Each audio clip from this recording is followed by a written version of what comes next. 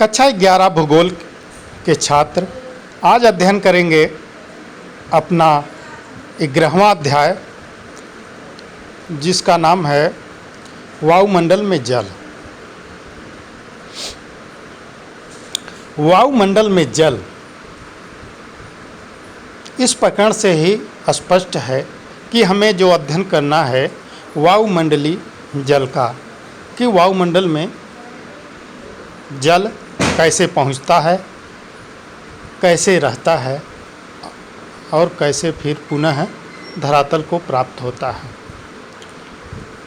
तो इतना तो लगभग सभी बच्चे जानते होंगे कि वायुमंडल को जो भी जल प्राप्त होता है वो जल वाष्प के रूप में प्राप्त होता है। जब धरातल गर्म होती है तो जल वाष्प बनकर के वायुमंडल में पहुंच जाता है और वायुमंडल में ऊपर जाकर के ठंडा हो जाता है और वायुमंडल में उपस्थित धूल के कण, नमक के कण के चारों तरफ संघनित होकर के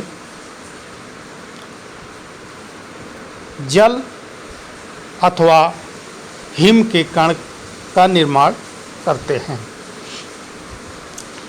जल की बूंदें धरातल पर आ जाती हैं बर्षण के रूप में, ओस, पाला, तुषार आदि के रूप में भी जल धरातल को प्राप्त हो जाता है। इस प्रकार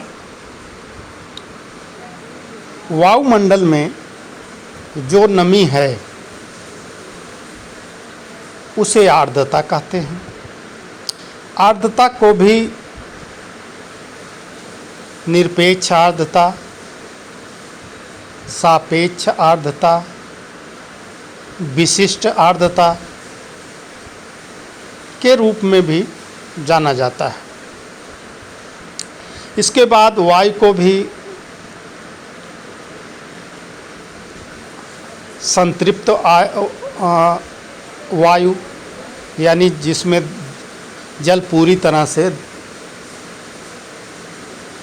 अवशोषित किया जाता है, यानी जितने अपनी क्षमता भर जल को धारण कर लेता है तो वो संतृप्त हो जाती हो। तो इस तरह संतृप्त वायु, असंतृप्त वायु, वायु की जल धारण करने की क्षमता, ये तमाम चीज़ों का अध्ययन हम इस अध्याय में करेंगे। इस अध्याय में हमें वर्षा यानी अवक्षेपण, यानी जल को धरातल पे किस के रूपों में प्राप्त होता है उसे अवक्षेपण कहते हैं। तो अवक्षेपण में वर्षा भी आता है, पाला भी आता है, ओस भी आता है, तुषार भी आता है, हिमवर्षा भी आता है। तो इस तरह इस अध्याय में हम मुख्य रूप से वायुमंडल में नमी कैसे पहुंचती है, कैसे रहती है और कैसे पुनः धरातल पर अवक्षेपित होती है, इसका अध्ययन करेंगे।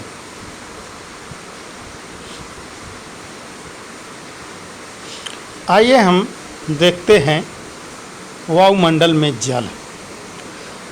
देखिए, आर्द्रता जलवायु और मौसम का एक महत्वपूर्ण तत्व है। यानी कोई जलवायु, कोई मौसम हो, उसमें आर्द्रता एक महत्वपूर्ण तत्व है। ये तो आप लोग जानते ही होंगे। वायुमंडल में विद्यमान अदृश्य जल वाष्प की मात्रा को आर्द्रता कहते हैं। तो आर्द्रता किसे कहते हैं? वायुमंडल में जो अदृश्य रूप से जल वाष्प मौजूद है उसे आर्द्रता कहते हैं, जिसमें 0 से 4% तक भिन्नता पाई जाती है। माने एक समान नहीं होती है, वो 0 से 4% तक की भिन्नता देखी जाती है। आर्द्रता को प्रकट करने की 3 विधियां हैं, जैसा कि हमने बताया। निरपेक्ष आर्द्रता, विशिष्ट आर्द्रता और सापेक्ष आर्द्रता। और देखिए, जल के तरल से गैसीय अवस्था में परिवर्तन की क्रिया को वाष्पीकरण कहते हैं। अब देखिए, हमने कहा था ना, वाष्पीकरण यानी ताप के कारण जब जल में ताप बढ़ता है तो क्या होता है, जल वाष्पित हो जाता है। तो वही जी, जल के तरल यानी तरल रूप में जो जल है उसको गैसीय अवस्था में परिवर्तन की प्रक्रिया को वाष्पीकरण कहते हैं, यानी तरल को गैस में बनने की प्रक्रिया को वाष्पीकरण कहते हैं। 100% सापेक्ष आर्द्रता वाली वायु संतृप्त होती है, यानी जिस वायु की आर्द्रता 100% है उसे संतृप्त वायु कहा जाता है। वायु जिन तापमान पर संतृप्त हो जाती है उसे ओसांक कहते हैं। ये ओसांक को इस तरह भी आप समझ सकते हैं कि जिस ताप पर जल वाष्प संघनित हो जाता है उसे ओसांक कहते हैं। तो ओसांक समझ गए हैं आप। जब कुल ऊष्मा के घटे बिना ही केवल ऊपर उठने और फैलने से वायु के तापमान में परिवर्तन हो जाता है तो इसे रुद्धोष्म ताप परिवर्तन कहते हैं। अब ये देखिए, रुद्धोष्म ताप परिवर्तन का मतलब होता है वायु के ऊपर उठने से, और कोई मतलब बदलाव नहीं हो रहा, खाली उसके ऊपर उठ जाने से, और जब वो ऊपर उठ जाएगा, वायु दाब ऊपर कम होगा तो वायु क्या होती हैं, फैल जाती हैं। तो जब आयतन बड़ा हो जाता है तो ताप क्या होता है, बिखर जाता है। तो हालांकि तापमान ऊष्मा की मात्रा उतना ही रहता है, लेकिन अधिक आयतन के कारण उसका तापमान जो है कम हो जाता है।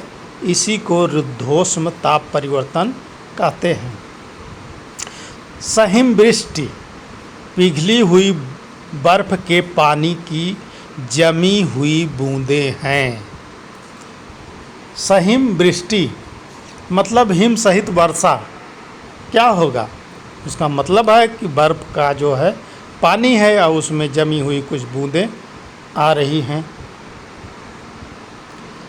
जल के गैसीय अवस्था के तरल या ठोस अवस्था में परिवर्तन होने की क्रिया को संघनन कहते हैं। यानी जो जल की गैसीय अवस्था है यानी जल वाष्प है, उसको तरल या ठोस में बदल जाने की प्रक्रिया को या अवस्था को हम संघनन कहते हैं। अब देखिए, ओस, तुषार, कोहरा और बादल संघनन के ही रूप हैं।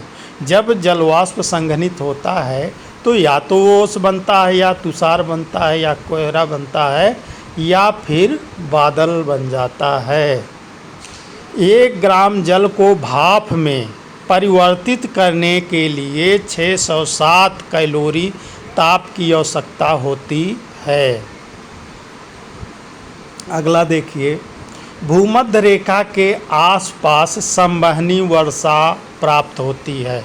ये आप ध्यान में रख लीजिए, भूमध्य रेखा के आसपास यानी जहाँ तापमान अधिक होता है, सूर्य की किरणें लगभग सीधी पड़ती हैं, तो वहाँ क्या होता है कि दोपहर तक ताप बहुत अधिक हो जाता है और दोपहर के बाद जो है वहाँ से जो जलवाष्प ऊपर उठती हैं वो पुनः जल के रूप में वापस धरातल पर आने लगती हैं।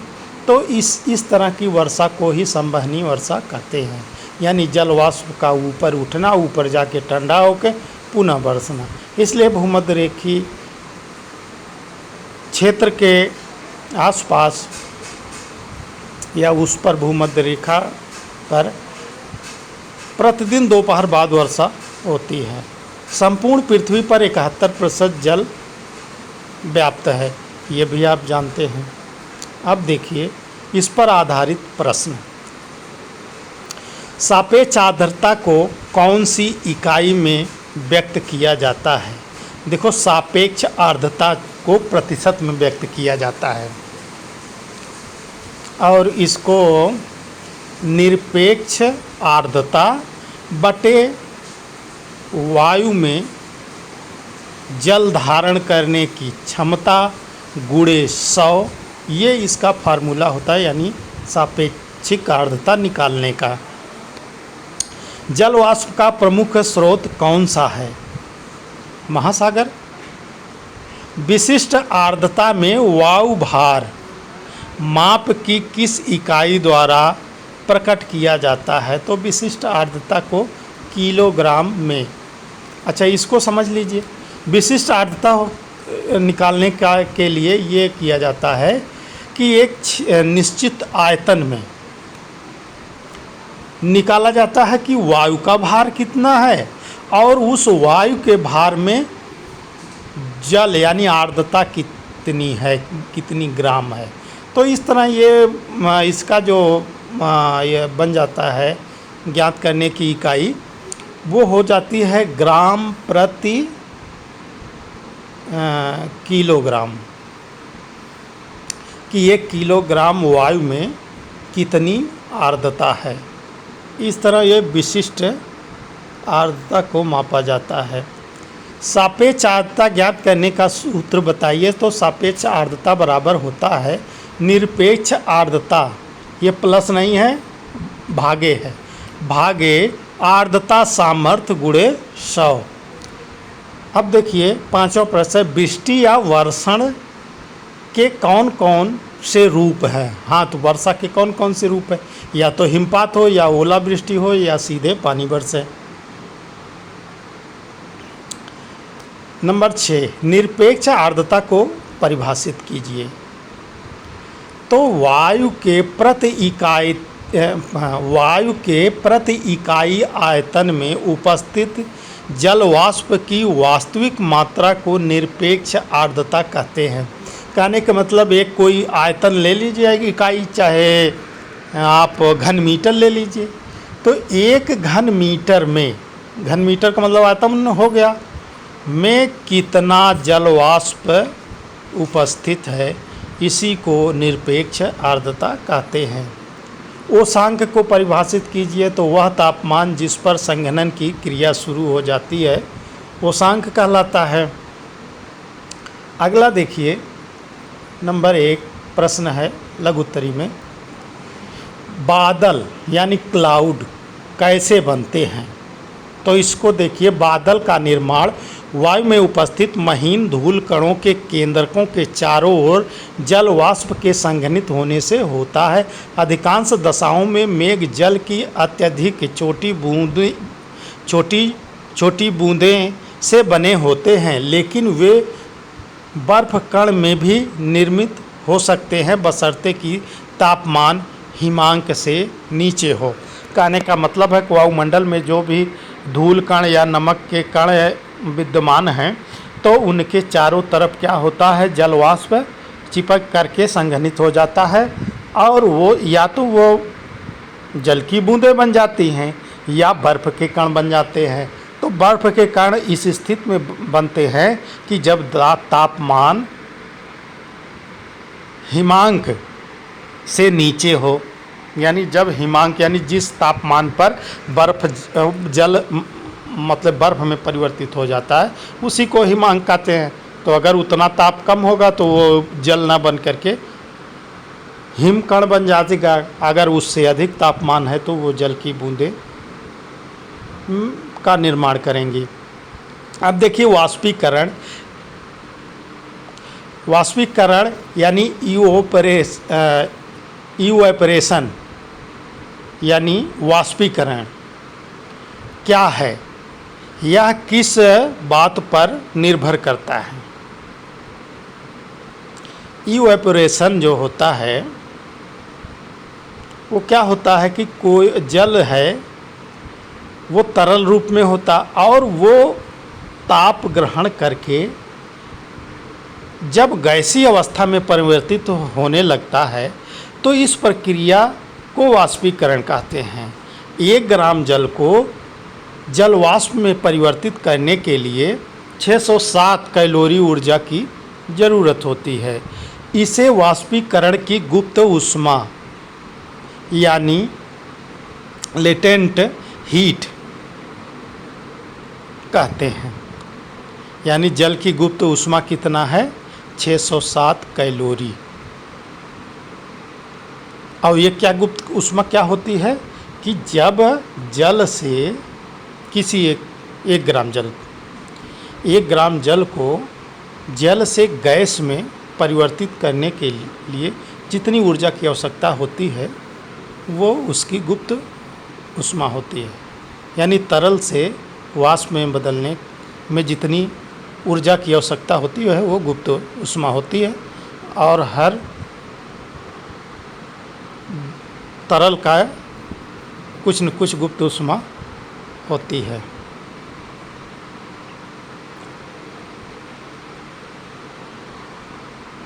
अब वाष्पीकरण की मात्रा जो है तापमान, विस्तार तथा पवन के वेग आदि पर भी निर्भर करता है। देखिए, अगर मान लीजिए इतनी कैलोरी ऊर्जा नहीं मिली, लेकिन तेज़ पवन अगर चल रही है तो क्या करती है पवन, हवाएं क्या करती हैं, अपने साथ जल को उठा लेती हैं या अवशोषित कर लेती हैं। तो इस तरह भी जो है जल वाष्पीकृत होता है। आर्द्रता यानी ह्यूमिडिटी किसे कहते हैं? इसके 3 प्रकार भी बताइए। तो वायुमंडल में उपस्थित जल को वायुमंडल की आर्द्रता कहते हैं। आर्द्रता को ग्राम प्रति घन मीटर में मापा जाता है। जब किसी वायु में उसकी क्षमता के बराबर जलवाष्प आ जाता है तो उसे संतृप्त वायु कहते हैं। आर्द्रता निम्नलिखित 3 प्रकार की होती है। यानी वायुमंडल में जो आर्द्रता मौजूद है, यानी जलवाष्प की जो मात्रा मौजूद है उसे आर्द्रता कहते हैं। आर्द्रता को ग्राम प्रति घन मीटर में मापा जाता है। और जब वायु जल धारण करने की अपनी क्षमता के अनुसार पूर्णतः जल धारण कर लेती है तो वो संतृप्त हो जाती है। यानी और जल वो धारण नहीं कर सकती तो वो संतृप्त हो जाती है और उस वायु को संतृप्त वायु कहते हैं। अब आर्द्रता के जो 3 रूप हैं वो आपको देखने हैं। अब देखिए, निरपेक्ष आर्द्रता क्या है? तो वायु की प्रति इकाई आयतन में विद्यमान जलवाष्प की मात्रा को निरपेक्ष आर्द्रता कहते हैं। इसे ग्राम प्रति घन मीटर में व्यक्त किया जाता है। यानी एक आयतन निश्चित आयतन, तो मान लीजिए 1 घन मीटर आयतन हमने ले लिया। अब इस 1 घन मीटर आयतन में यानी आयतन वायु में जल की कितनी मात्रा है, कितने ग्राम मात्रा है, उसी को हम निरपेक्ष आर्द्रता कहेंगे। और दूसरा है विशिष्ट आर्द्रता। अब वायु के प्रति इकाई भार में जल वाष्प के भार को विशिष्ट आर्द्रता कहते हैं। इसे ग्राम प्रति किलोग्राम में व्यक्त किया जाता है। इसका मतलब है कि आप प्रति इकाई भार ले लीजिए। मान लो हम इकाई भार ले लिए 1 किलो, तो 1 किलो वायु में जल वाष्प कितने ग्राम हैं, अगर हम इस तरह निकालते हैं तो वो विशिष्ट आर्द्रता कहलाएगी। यानी 1 किलोग्राम वायु में जल कितना है, ये क्या बता रहा है? विशिष्ट आर्द्रता। और एक होता है सापेक्ष आर्द्रता। तो किसी भी तापमान पर वायु में उपस्थित जल वाष्प तथा उसी तापमान, देखिए ये एक चीज़ देखिए, किसी भी तापमान पर वायु में उपस्थित जल वाष्प, ये क्या हो गया? निरपेक्ष आर्द्रता। तथा उसी तापमान पर उस वायु की जल धारण करने की क्षमता, यानी वायु के जल धारण करने की क्षमता के अनुपात को सापेक्ष आर्द्रता कहते हैं, इसे प्रतिशत मात्रा में व्यक्त किया जाता है। जैसे सापेक्ष आर्द्रता बराबर होगा निरपेक्ष आर्द्रता बटे आर्द्रता की सहन करने की शक्ति। इसको आप नमी धारण करने की क्षमता या आर्द्रता धारण करने की क्षमता भी लिख सकते हैं। निरपेक्ष आर्द्रता बटे आर्द्रता धारण करने की शक्ति गुणे 100, ये फार्मूला हो जाएगा सापेक्ष आर्द्रता निकालने का। ओस यानी ड्यू क्या है? ओस बनने के लिए अनुकूल परिस्थिति क्या है? ओस संघनन का ही एक रूप है। दिन के समय पृथ्वी गर्म हो जाती है और रात्रि को ठंडी हो जाती है। कभी कभी पृथ्वी का तल इतना अधिक ठंडा हो जाता है कि उससे छूने वाली वायु का तापमान इतना कम हो जाता है कि उस वायु में उपस्थित जलवाष्प संघनित हो जाता है और वह छोटी छोटी बूंदों के रूप में पौधे की पत्तियों तथा अन्य प्रकार की धरातल पर जम जाती है। इसे ओस कहते हैं। ओस बनने के लिए निम्नलिखित परिस्थितियां अनुकूल होती हैं। तो आपने देखा कि कैसे ओस बनती है। ओस बनने के लिए अनुकूल परिस्थिति क्या है? लंबी रातें। जब रातें लंबी होंगी तो जो है धरातल से पार्थिव विकिरण ज़्यादा देर तक निकलेगा और सुबह 3-4 या यूँ 5 बजे समझ लीजिए, 5 बजे के आसपास जो है क्या हो जाता है, धरती बिल्कुल ठंडी हो जाती है और जो है वहाँ वायु में उपस्थित जल ओस में बदल जाता है। मेघ रहित आकाश जब रहेगा तो क्या होगा, जो पृथ्वी से या वायुमंडल से के माध्यम से जो पार्थिव विकिरण होगी वो निर्बाध रूप से अंतरिक्ष में चली जाएगी और धरातल पूरी तरह ठंडा हो जाएगा और ओस बनने में सहायता करता है। शांत वायु भी जो है ओस बनने में सहायक है, क्योंकि अगर वायु शांत नहीं है और वायु बह रही है, चल रही है हवाएं, तो उसमें भी ओस बनने के चांस नहीं होते हैं, वो संघनित नहीं हो पाती है, आर्द्रता जो है संघनित नहीं हो पाती है।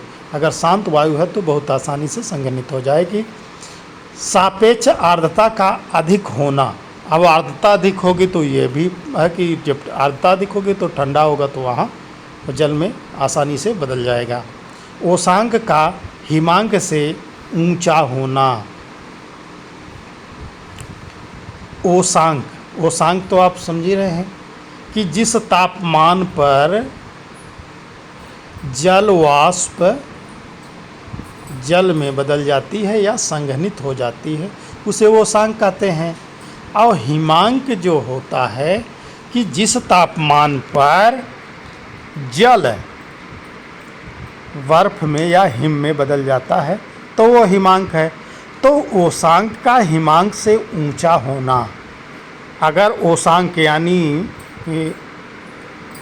वाष्प से जल बनने की में अगर वो तापमान हिमांक बनने से ऊंचा है तो भी हिम न बन करके ओस बन जाते हैं। तुषार क्या है? जब संघनन तापमान के जमाव बिंदु से नीचे अर्थात 0 डिग्री सेल्सियस से नीचे चला जाता है, अर्थात ओसांक जमाव बिंदु पर या उससे नीचे होता है, तब ठंडी सतहों पर तुषार बनता है। देखिए अब वही चीज़ है। अब यहाँ वहाँ देखो ओसांक क्या था? हिमांक से ऊंचा था। अब यहाँ क्या है? ओसांक जो है हिमांक जो है ओसांक जमाव बिंदु या उससे नीचे होता है, यानी जब संघनन तापमान के जमाव बिंदु अर्थात 0 डिग्री से नीचे होगा तो क्या होगा, जल की बूंदें जो हैं वो जल वाष्प की बूंदें जो हैं वो जल न बन करके सीधे छोटे छोटे हिम के कण बन जाते हैं। उषांक बिंदु जब हिमांक से नीचे होगा तो क्या होगा, वो जल न बन करके हिम के कण बन जाते हैं, तो वहाँ तब वो वही तुषार कहलाता है। यानी धरातल के पास की जो वायु होगी उसमें छोटे छोटे हिमकण के रूप में आर्द्रतल दिखाई देती है, ज़मीन पर भी पड़ी होती है, वायुमंडल में भी तैरती रहती है, तो वो तुषार कहलाता है। अब दीर्घ उत्तरी प्रश्न में वर्षा कैसे होती है, यह कितने प्रकार की होती है, चित्र बनाकर स्पष्ट कीजिए।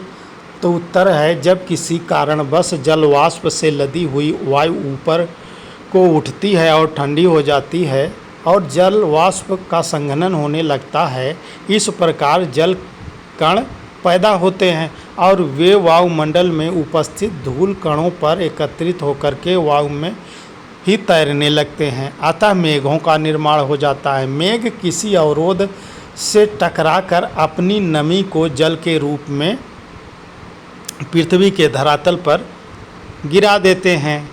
इसे जल वर्षा कहते हैं। यह 3 प्रकार की होती है। नंबर 1 संवहनी वर्षा यानी कन्वेक्शन रेनफॉल। संवहनी वर्षा ये होती है कि जब भूतल बहुत गर्म हो जाता है तो उसके साथ लगने वाली वायु भी गर्म हो जाती है। वायु गर्म होकर के फैलती है और हल्की वायु ऊपर को उठने लगती है और संवहनी धाराओं का निर्माण हो जाता है, जो ऊपर जाकर के यह वायु ठंडी हो जाती है और उसमें उपस्थित जलवाष्प का संघनन होने लगता है। संघनन से कपासी मेघ बनते हैं जिनसे घनघोर वर्षा होती है। इसे संवहनी वर्षा कहते हैं। तो ये संवहनी वर्षा हो गई जो खासकर भूमध्य रेखा के आसपास होती है। दूसरा है पर्वतीय वर्षा ओरोग्राफिक रेनफॉल। जब जलवाष्प से लदी हुई गर्म वायु को किसी पर्वत या पठार के ढलान के ऊपर चढ़ना पड़ता है तो यह वायु ठंडी हो जाती है। ठंडी होने से यह संतृप्त हो जाती है और ऊपर चढ़ने से जल वाष्प का संघनन होने लगता है। इससे वर्षा होती है। इसे पर्वतीकृत वर्षा कहते हैं। इसका मतलब है कि ढाल के सहारे जब वायु ऊपर उठती है तो वायु ठंडी हो जाती है। वायु में उपस्थित आर्द्रता क्या होता है, संघनित हो जाता है और वो जल वर्षा करता है। तो ये पर्वतीय हो गया। और तीसरा जो है वो चक्रवाती वर्षा होती है साइक्लोनिक रेनफॉल। चक्रवातों द्वारा होने वाली वर्षा को वाताग्रीय वर्षा भी कहते हैं। ये जो है उन दोनों से भिन्न, ये परिस्थित जन है। ये हमेशा नहीं होती है। जब ये चक्रवातों का निर्माण होता है तो तब ये वर्षा होती है। बादल कैसे बनते हैं तथा बादलों का वर्गीकरण कीजिए। तो बादल का निर्माण वायु में उपस्थित महीन धूल कणों के केंद्रक यानी न्यूक्ली के चारों ओर जल वाष्प के संघनित होने से होता है। चूँकि बादल का निर्माण पृथ्वी की सतह से कुछ ऊंचाई पर होता है, इसलिए इसके विस्तार, घनत्व और पारदर्शिता या अपारदर्शिता के आधार पर बादलों को 4 रूपों में वर्गीकृत किया गया है। तो पहला जो है वो है कि पाच्छाभ यानी साइरस क्लाउड्स।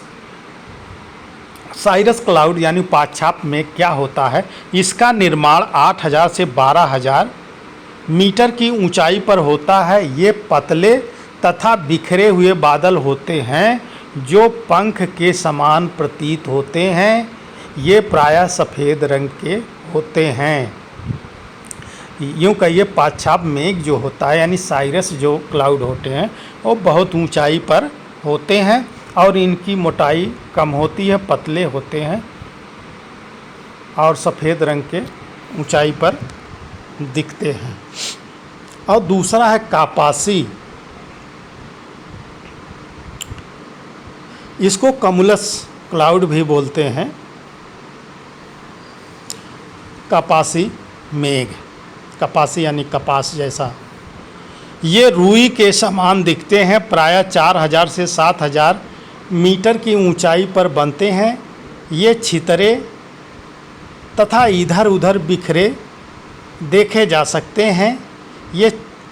ये चपटे आधार वाले होते हैं, यानी रुई के समान ये बादल में इधर उधर भटकते हुए देखे जा सकते हैं कि जैसे रुई का ढेर हो, और इसका आधार जो है चपटा होता है और रुई के बादल पहाड़ जैसा दिखता है। ये मध्य ऊंचाई के बादल होते हैं। तीसरा जो है अस्तरी, स्टेटस क्लाउड। देखिए सबसे ऊंचे क्या मिला, पाकछाब यानी साइरस। दूसरा मध्य में क्या मिला, कापासी यानी कमुलस। और तीसरा जो मिला वो अस्तरी मेघ है, यानी स्टेटस क्लाउड। स्टेटस क्लाउड में ये परतदार बादल होते हैं जो कि आकाश में बहुत बड़े भाग पर फैले रहते हैं। ये बादल प्रायः या तो ऊष्मा के ह्रास से या अलग अलग तापमानों पर हवा के आपस में मिश्रण होने से बनते हैं और इससे वर्षा होती है। अब वर्षा मेघ यानी निम्बस क्लाउड, ये काले या गहरे स्लेटी रंग के होते हैं।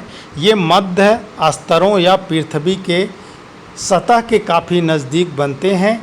ये सूर्य की किरणों के लिए अपारदर्शी होते हैं। वर्षा मेघ मोटे जलवाष्प की आकृति विहीन संहति होते हैं। ये 4 मूल रूपों में बादल मिलकर निम्नलिखित रूप के बादल का निर्माण करते हैं। ये जो 4 प्रकार के बादल हैं, एक है पाकछाब और दूसरा कापासी, तीसरा अस्तरी और चौथा वर्षा मेघ यानी निम्बस क्लाउड। तो ये जो होते हैं इन चारों को चारों मिल करके इस प्रकार निम्नलिखित प्रकार के बादल बनाते हैं। जैसे ऊंचे बादल जो सबसे ऊंचाई पर होते हैं, 5 से 14 किलोमीटर की ऊंचाई पर जो होते हैं उसे ऊंचे बादल कहते हैं। उसमें पाकछाब अस्तरी, पाकछाब कपासी, ये 2 प्रकार के बादल होते हैं। पाकछाब अस्तरी, ये अस्तरी है, पाकछाब अस्तरी और पाकछाब कपासी। ये ऊपर के 2 है ना, एक अस्तरी है, एक पाकछाब मेघ है और दूसरा कापासी है, और तीसरा देखो अस्तरी है, चौथा है वर्षा। तो इसी के मिश्रण से यानी पाकछाब अस्तरी और पाकछाब कपासी, जो पाकछाब है उसमें अस्तरी और कपासी दोनों गुण होते हैं, वो जो है बहुत ऊंचाई पर होते हैं। और जो मध्य ऊंचाई के बादल होते हैं 2 से 7 किलोमीटर में, उसमें अस्तरी मध्य और कपासी मध्य बादल, इसमें अस्तरी और कपासी होंगे और ऊंचाई पे पाकछाब होंगे, चाहे पाकछाब अस्तरी हो चाहे पाकछाब कपासी हो। मध्य में जो पाए जाएंगे वो अस्तरी मध्य होंगे या कपासी मध्य होंगे। और कम ऊंचाई के बादल जो 2 किलोमीटर से कम ऊंचाई पर होते हैं वो अस्तरी कापासी और अस्तरी वर्षा मेघ अथवा कापासी वर्षा मेघ कहलाते हैं।